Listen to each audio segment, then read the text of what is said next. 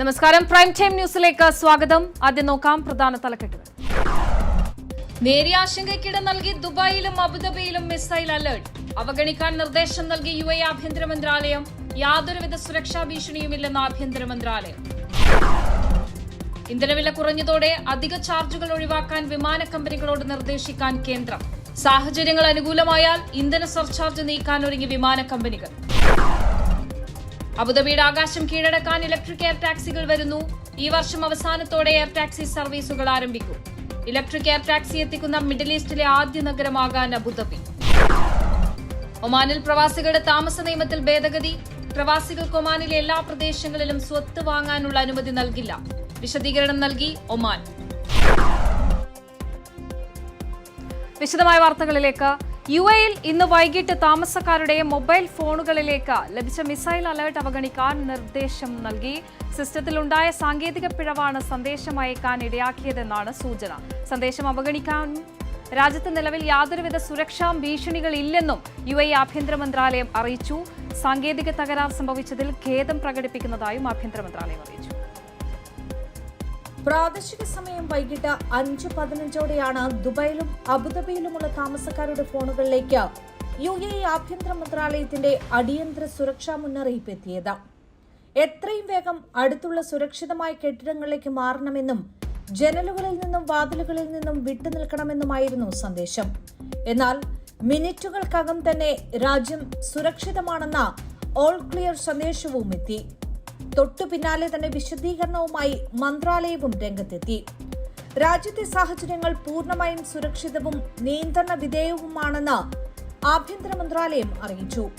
മുൻപ് ലഭിച്ച ജാഗ്രതാ നിർദ്ദേശം അവഗണിക്കണമെന്നും ജനങ്ങൾക്ക് സാധാരണ രീതിയിലുള്ള ദൈനംദിന പ്രവർത്തനങ്ങളുമായി മുന്നോട്ടു പോകാമെന്നും ആഭ്യന്തര മന്ത്രാലയം അറിയിച്ചു.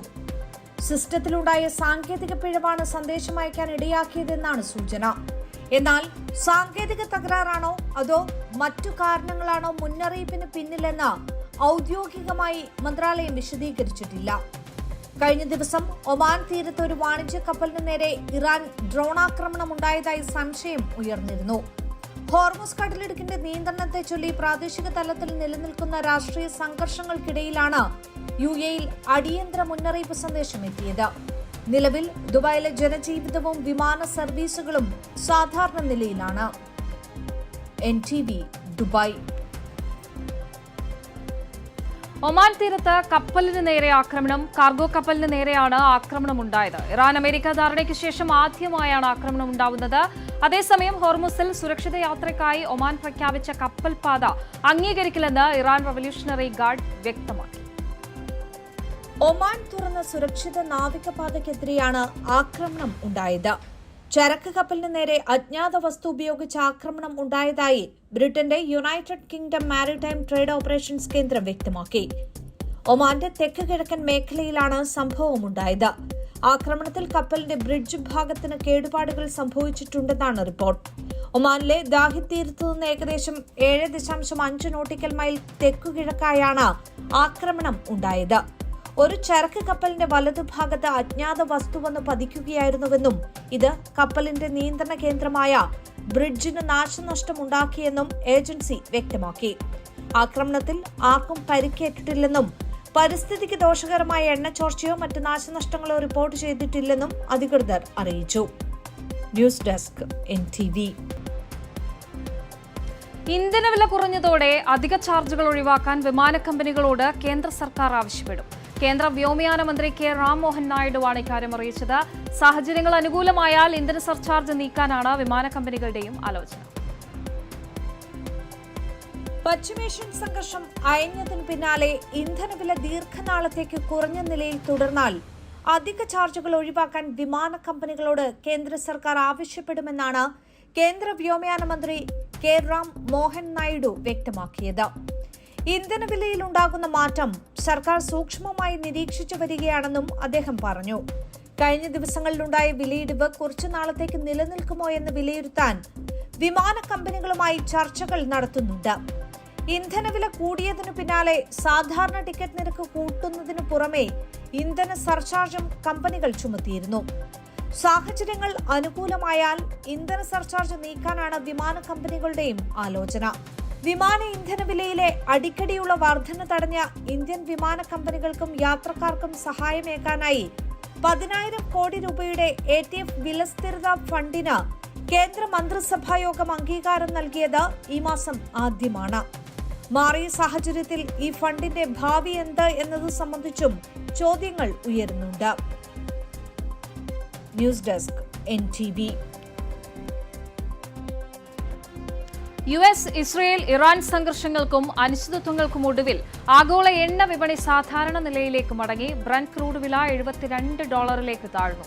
അതേസമയം ഇന്ത്യയിൽ വാണിജ്യ സിലിണ്ടറുകൾക്ക് ഏർപ്പെടുത്തിയിരുന്ന നിയന്ത്രണം നീക്കിയതിന് പിന്നാലെ സിലിണ്ടറുകളുടെ വില കുറയും.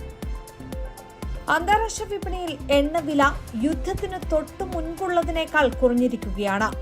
WTI ക്രൂഡ് വില $70 താഴേക്കെത്തി. ബ്രന്റ് ക്രൂഡ് വില $73 താഴ്ന്നത്.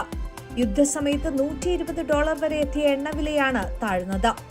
ഇന്ത്യയിലെ ഇന്ധനവിലയെ ബാധിക്കുന്ന ഇന്ത്യൻ ക്രൂഡ് ബാസ്ക്കറ്റിൽ ഇപ്പോൾ ബാരലിന് $70 ക്രൂഡ് വില. യുദ്ധകാലത്ത് ഇത് $157 വരെ ഉയർന്നിരുന്നു. ഹോർമോസിൽ ഗതാഗതം സാധാരണ നിലയിലാകാൻ ഏതാനും ആഴ്ചകൾ കൂടിയെടുക്കും. ഇതോടെ ക്രൂഡ് വില ഇനിയും താഴുമെന്നാണ് വിലയിരുത്തൽ. എന്നാൽ പെട്രോളിയം, ഡീസൽ വിലകൾ ആനുപാതികമായി കുറയ്ക്കുന്ന കാര്യത്തിൽ എണ്ണ കമ്പനികൾ തീരുമാനം കൈക്കൊണ്ടിട്ടില്ല. അതേസമയം ഇന്ത്യയിൽ വാണിജ്യ സിലിണ്ടർ വില കുറയുമെന്നാണ് കേന്ദ്ര സർക്കാർ അറിയിച്ചത്. കേന്ദ്ര പെട്രോളിയം മന്ത്രാലയം എണ്ണ കമ്പനികളുമായി ചർച്ച നടത്തിയിട്ടുണ്ട്. ഹോർമോസ് കടലിടുക്കിലെ പ്രതിസന്ധിക്ക് അയവ് വന്ന സാഹചര്യത്തിലാണ് കേന്ദ്ര സർക്കാരിന്റെ നടപടി. ഗാർഹിക സിലിണ്ടർ വിലയിലും മാറ്റമുണ്ടാകും. പുതുക്കിയ വില ഉടൻ പ്രഖ്യാപിക്കുമെന്നാണ് റിപ്പോർട്ടുകൾ. കേന്ദ്ര പെട്രോളിയം മന്ത്രാലയം എണ്ണ കമ്പനികളുമായി ചർച്ച നടത്തി ഇക്കാര്യത്തിൽ അന്തിമ തീരുമാനം കൈക്കൊള്ളും. എണ്ണ ഇറക്കുമതി സാധാരണ നിലയിലെത്തിയെന്നാണ് കേന്ദ്ര പെട്രോളിയം മന്ത്രാലയത്തിന്റെ വിലയിരുത്തൽ. വാണിജ്യ സിലിണ്ടർ വിതരണത്തിന് ഏർപ്പെടുത്തിയിരുന്ന നിയന്ത്രണം നീക്കുന്നതായി കേന്ദ്രം അറിയിച്ചിരുന്നു. പശ്ചിമേഷ്യൻ സംഘർഷങ്ങളെ തുടർന്നുണ്ടായ പ്രതിസന്ധി മൂലമാണ് വാണിജ്യ സിലിണ്ടറുകളുടെ വിതരണത്തിൽ കേന്ദ്ര സർക്കാർ കടുത്ത നിയന്ത്രണങ്ങൾ ഏർപ്പെടുത്തിയിരുന്നത്. News desk NTV. Gulf America ബന്ധത്തിൽ സുപ്രധാന പ്രഖ്യാപനം. അമേരിക്കയുമായുള്ള തന്ത്രപ്രധാന ബന്ധം കൂടുതൽ ശക്തമാക്കുമെന്ന് GCC കൂട്ടായ്മ.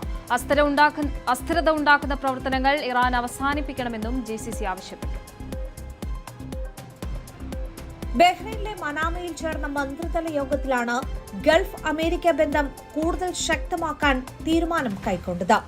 ഇറാനെ ആണവായുധം സ്വന്തമാക്കാൻ അനുവദിക്കരുതെന്ന് യോഗം നിലപാടെടുത്തു. അസ്ഥിരത ഉണ്ടാക്കുന്ന പ്രവർത്തനങ്ങൾ ഇറാൻ അവസാനിപ്പിക്കണമെന്നും GCC ആവശ്യപ്പെട്ടു. US സ്റ്റേറ്റ് സെക്രട്ടറി മാർക്കോ റൂബിയോയും ബഹ്റൈൻ വിദേശകാര്യമന്ത്രിയും GCC മന്ത്രിസഭാ കൌൺസിലിന്റെ നിലവിലെ ചെയർമാനുമായ doctor Abdul Latif bin Rashid Al സയാനിയും യോഗത്തിൽ സഹ അധ്യക്ഷരായി. US-ഉം ഇറാനും തമ്മിൽ ഒപ്പുവെച്ച ധാരണാപത്രത്തെ യോഗം സ്വാഗതം ചെയ്തു. ഹോർമുസ് കടലിടുക്കിലൂടെ സ്വതന്ത്രവും തടസ്സമില്ലാത്തതുമായ കപ്പൽ ഗതാഗതം ഉറപ്പാക്കേണ്ടതിന്റെ പ്രാധാന്യവും മന്ത്രിമാർ വ്യക്തമാക്കി. അന്താരാഷ്ട്ര നിയമപ്രകാരം ട്രാൻസിറ്റ് അവകാശം ഉറപ്പാക്കണമെന്നും അവർ നിർദ്ദേശിച്ചു. കടലിടുക്കിൽ ടോൾ അല്ലെങ്കിൽ ഫീസ്, മറ്റ് നിയന്ത്രണ ശ്രമങ്ങൾ ഏർപ്പെടുത്താനുള്ള ഏതൊരു നീക്കത്തെയും യോഗം പൂർണ്ണമായും തള്ളി. ഇറാനുമായി ഭാവിയിൽ ഉണ്ടായേക്കാവുന്ന വ്യാപാര നിക്ഷേപ ബന്ധങ്ങൾ കർശന നിബന്ധനകൾക്ക് വിധേയമായിരിക്കുമെന്ന് മന്ത്രിമാർ വ്യക്തമാക്കി. ഇറാൻ ധാരണാപത്രവും അന്തിമ കരാറും പാലിക്കുന്നതും അതിന്റെ അസ്ഥിരത സൃഷ്ടിക്കുന്ന പ്രവർത്തനങ്ങൾ അവസാനിപ്പിക്കുന്നതുമാണ് അതിന്റെ അടിസ്ഥാനമെന്നും GCC കൂട്ടായ്മ പറഞ്ഞു. ലെബനന്റെ സുരക്ഷയ്ക്ക് യോഗം പിന്തുണയും അറിയിച്ചിട്ടുണ്ട്. US-ന്റെ മധ്യസ്ഥതയിൽ ഇസ്രയേലും ലെബനനും തമ്മിൽ നടക്കുന്ന ചർച്ചകളെ യോഗം സ്വാഗതം ചെയ്തു. ഗാസ സംഘർഷം അവസാനിപ്പിക്കുന്നതിനുള്ള പ്രസിഡന്റ് ട്രംപിന്റെ സമഗ്ര പദ്ധതി യോഗം പിന്തുണച്ചിട്ടുണ്ട്. ഇറാന്റെ പിന്തുണയുള്ള സായുധ സംഘങ്ങൾ ഇറാഖിൽ നടത്തിയ ആക്രമണങ്ങളെ യോഗം അപലപിച്ചു. News desk NTV. ഗൾഫ് രാജ്യങ്ങളിൽ നിന്നും മറ്റ് വിദേശ രാജ്യങ്ങളിൽ നിന്നും ഇന്ത്യയിലേക്ക് പോകുന്നവർക്ക് സെൽഫ് ഡിക്ലറേഷൻ ഫോം നിർബന്ധം. എല്ലാ അന്താരാഷ്ട്ര യാത്രക്കാർക്കും നവീകരിച്ച എയർ സുവിധ 2.0 പോർട്ടലിലൂടെ സെൽഫ് ഡിക്ലറേഷൻ ഫോം പൂരിപ്പിച്ചു നൽകാം. ആഫ്രിക്കൻ രാജ്യങ്ങളിൽ എബോള വൈറസ് പടരുന്ന പശ്ചാത്തലത്തിൽ കേന്ദ്ര സിവിൽ ഏവിയേഷൻ മന്ത്രാലയവും ഡൽഹി ഇന്റർനാഷണൽ എയർപോർട്ട് ലിമിറ്റഡും ചേർന്നാണ് നവീകരിച്ച contactless passenger health self declaration portal പുറത്തിറക്കിയത്. ഇന്ത്യയിലെത്തുന്നതിന് 24 മണിക്കൂർ മുൻപ് വരെ എയർ സുവിധ 2.0 പോർട്ടൽ വഴി ഫോം സബ്മിറ്റ് ചെയ്യാം. ഇത് വിമാനത്താവളങ്ങളിലെ എമിഗ്രേഷൻ നടപടികൾ വേഗത്തിലാക്കാൻ സഹായിക്കും. നേരത്തെ എബോള ബാധിത പ്രദേശങ്ങളിൽ നിന്ന് വരുന്ന യാത്രക്കാർക്ക് മാത്രമേ ഡിക്ലറേഷൻ ഫോം പൂരിപ്പിച്ച് നൽകേണ്ടിയിരുന്നുള്ളൂ. എബോള വ്യാപനം തുടരുന്ന സാഹചര്യത്തിൽ ആഗോള പൊതുജനാരോഗ്യ അടിയന്തരാവസ്ഥയിൽ ലോകാരോഗ്യ സംഘടന പ്രഖ്യാപിച്ചതിന് പിന്നാലെയാണ് ഇന്ത്യയുടെ അടിയന്തര മുൻകരുതൽ നടപടി. 21 ദിവസത്തെ യാത്രാവിവരങ്ങൾ, രോഗബാധയുമായി ബന്ധപ്പെട്ട ചരിത്രം, ഏതെങ്കിലും രോഗലക്ഷണങ്ങൾ എന്നിവയുണ്ടെങ്കിൽ അവ ഫോമിൽ രേഖപ്പെടുത്തണം. യാത്രക്കാർ വിമാനത്തിൽ കയറുന്നതിന് മുൻപ് വെബ് ചെക്ക് ഇൻ സമയത്ത് തന്നെ ഫോം പൂരിപ്പിച്ചു നൽകണം. വിമാനത്താവളത്തിലെത്തിയ ശേഷം ഡൌൺലോഡ് ചെയ്ത declaration form international travel health ഡെസ്കിലോ എമിഗ്രേഷൻ കൌണ്ടറിലോ കാണിച്ചാൽ മതിയാകും. യാത്ര പുറപ്പെടുന്ന രാജ്യം ഏതായാലും എല്ലാ അന്താരാഷ്ട്ര യാത്രക്കാരും ഇന്ത്യയിലെ എമിഗ്രേഷൻ ക്ലിയറൻസിന് മുമ്പായി ഈ ഡിജിറ്റൽ സെൽഫ് ഡിക്ലറേഷൻ സമർപ്പിച്ചിരിക്കണമെന്നാണ് നിർദ്ദേശം. News desk NTV. അബുദാബിയിൽ ഈ വർഷം അവസാനത്തോടെ എയർ ടാക്സി സർവീസുകൾ ആരംഭിക്കും. പൈലറ്റിനൊപ്പം 4 യാത്രക്കാർക്ക് യാത്ര ചെയ്യാൻ കഴിയുന്ന എയർ ടാക്സികളാണ് സർവീസ് നടത്തുക. പദ്ധതി നടപ്പിലാക്കുന്നതോടെ മിഡിൽ ഈസ്റ്റിലെ ആദ്യ വാണിജ്യ ഇലക്ട്രിക് എയർ ടാക്സി സേവനങ്ങളിൽ ഒന്നായി അബുദാബി മാറും. അബുദാബിയുടെ ആകാശവും കീഴടക്കാൻ എയർ ടാക്സികൾ വരികയാണ്. ഗതാഗതക്കുരുക്ക് കുറച്ച് പ്രധാന കേന്ദ്രങ്ങൾ തമ്മിലുള്ള യാത്രാ സമയം ഗണ്യമായി കുറയ്ക്കുക എന്ന ലക്ഷ്യവുമായാണ് അബുദാബി സംയോജിത ഗതാഗത കേന്ദ്രവും എയർ ടാക്സികൾ നടപ്പിലാക്കുന്നത്. ഈ വർഷം അവസാനത്തോടെ എയർ ടാക്സി സർവീസുകൾ ആരംഭിക്കാനാണ് ലക്ഷ്യമിടുന്നതെന്ന് അബുദാബി സംയോജിത ഗതാഗത കേന്ദ്രം acting director general doctor Abdullah Hamad Al Khafli വ്യക്തമാക്കി. ആദ്യഘട്ടത്തിൽ അമേരിക്കൻ കമ്പനിയായ ആർക്കർ ഏവിയേഷന്റെ മിഡ്നൈറ്റ് ഇലക്ട്രിക് വിമാനങ്ങളാകും സർവീസിനായി ഉപയോഗിക്കുക. മണിക്കൂറിൽ ഏകദേശം 241 കിലോമീറ്റർ വരെ വേഗത്തിൽ സഞ്ചരിക്കാൻ ഈ എയർ ടാക്സികൾക്കാകും. ഇതിനോടകം എമിറേറ്റിൽ എയർ ടാക്സികളുടെ പരീക്ഷണ പറക്കൽ വിജയകരമായി പൂർത്തിയാക്കിയിരുന്നു. വാണിജ്യ സർവീസ് ആരംഭിക്കുന്നതിന് മുൻപ് ആവശ്യമായ റെഗുലേറ്ററി അനുമതികളും സുരക്ഷാ സർട്ടിഫിക്കേഷനുകളും പൂർത്തിയാക്കും. വിമാനത്താവളങ്ങൾ, ബിസിനസ് കേന്ദ്രങ്ങൾ, പ്രധാന വിനോദസഞ്ചാര കേന്ദ്രങ്ങൾ എന്നിവയെ ബന്ധിപ്പിച്ചാകും ആദ്യഘട്ടത്തിൽ സർവീസുകൾ.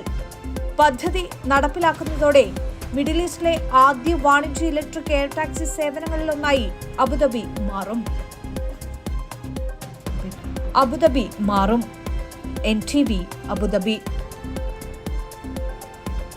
ഒമാനിൽ പ്രവാസികളുടെ താമസ നിയമത്തിൽ ഭേദഗതി വരുത്തി ഭവന നഗരാസൂത്രണ മന്ത്രാലയം. തെറ്റായ പ്രചാരണങ്ങൾ നടക്കുന്ന സാഹചര്യത്തിലാണ് മന്ത്രാലയത്തിന്റെ വിശദീകരണം.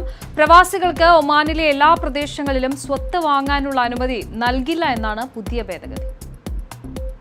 നിർമ്മാണം പൂർത്തിയായതോ നിർമ്മാണത്തിൽ ഇരിക്കുന്നതുമായ റിയൽ എസ്റ്റേറ്റ് യൂണിറ്റുകളുടെ വിദേശ ഉടമകൾക്ക് റെസിഡൻസി അനുവദിക്കുന്ന നടപടിക്രമങ്ങളുമായി മാത്രമാണ് ബന്ധപ്പെട്ടിരിക്കുന്നതെന്നും സ്വത്ത് ഉടമസ്ഥാവകാശവുമായി ബന്ധപ്പെട്ട നിലവിലെ നിയമങ്ങളിൽ മാറ്റമൊന്നും വരുത്തിയിട്ടില്ലെന്നും മന്ത്രാലയം അറിയിച്ചു.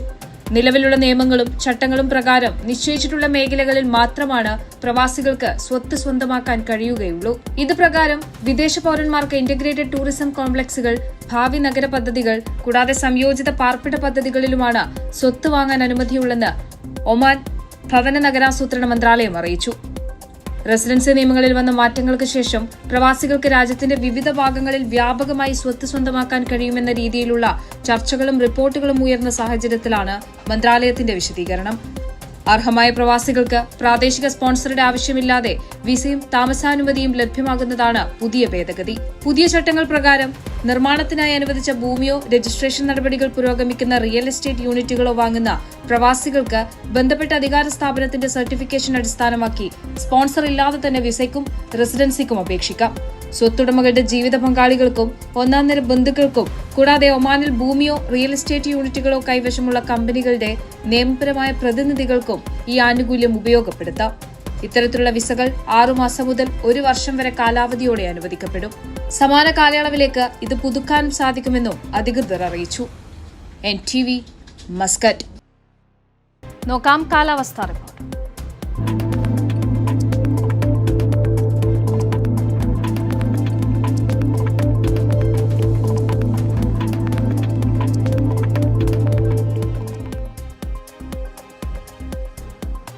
സ്വർണ്ണവില.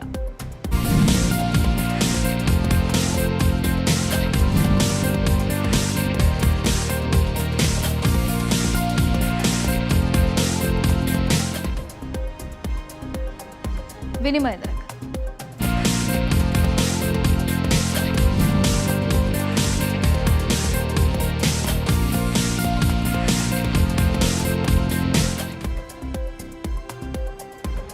പ്രധാന തലക്കെട്ടുകൾ ഒരിക്കൽ കൂടി.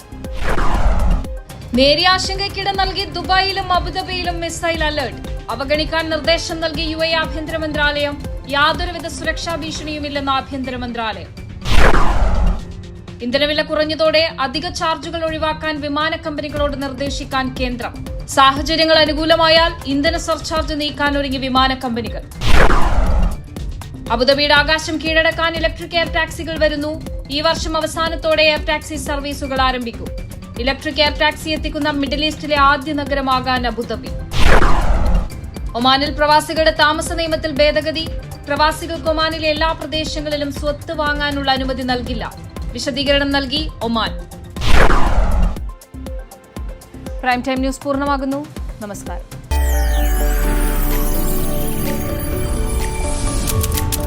NTV UAE to the world.